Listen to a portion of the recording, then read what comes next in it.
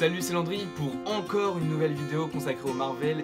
Mais là c'est parce que c'était la Comic Con et je suis obligé d'essayer de débattre, de parler sur ce qui s'est passé là-bas. Et aujourd'hui je ne vais pas parler de trailers ou de films qui sont déjà sortis, mais de théoriser sur une affiche. En effet, Marvel a sorti un poster d'Avengers Infinity War et il y a beaucoup de choses, de petits clins d'œil, de petits trucs sur lesquels on peut parler, sur lesquels je vais parler. Donc tout d'abord je vais répondre à beaucoup de gens qui se posent la question. Oui, Thanos n'est pas un fauteuil roulant et oui, il est chauve.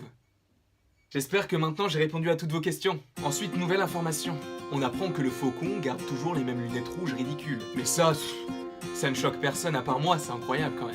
Ensuite, autre information qu'on a grâce à ce poster, Black Widow est devenue blonde. Et ce n'est pas sans rappeler une autre veuve noire dans les comics qui s'appelle Yelena Belova. Ça lui donne un petit côté Necfeu. On veut tous se mettre bien, rien ne sert de nier. Passons aux informations plus importantes. On retrouve un Groot qui, depuis les Gardiens de la Galaxie 2, a évidemment grandi. Et dans ce même coin en haut à gauche, on retrouve Loki. Loki qui...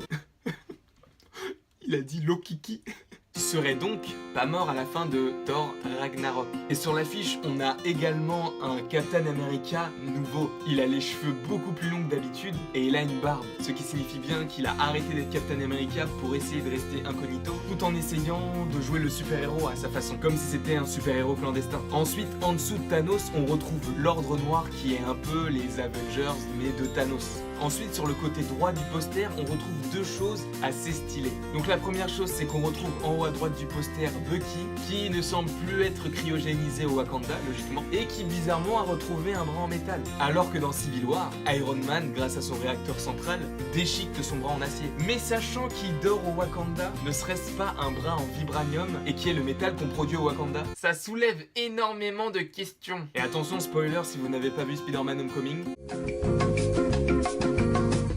On retrouve Spider-Man dans le nouveau costume que lui propose Tony Stark, qui veut vraisemblablement dire que Spider-Man est devenu un Avenger. Pour moi, cette affiche est la meilleure affiche que Marvel n'ait jamais fait. On retrouve pratiquement tous les super-héros qui ont été intégrés au Marvel Cinematic Universe depuis Iron Man en 2008, tout en ayant Thanos au centre de l'image. Cette affiche est vraiment belle et annonce un trailer assez génial. Je l'espère en tout cas. Donc voilà, c'était une toute petite vidéo sur ce qu'on trouve sur le poster et ce qui pourrait aussi également spoiler sur les prochains films qui arrivent. Évidemment, les analyses que j'évoque ne sont que des suppositions, comme je le dis d'habitude. Donc comme d'habitude, j'espère que cette vidéo vous aura plu et je vous dis à bientôt pour la prochaine vidéo.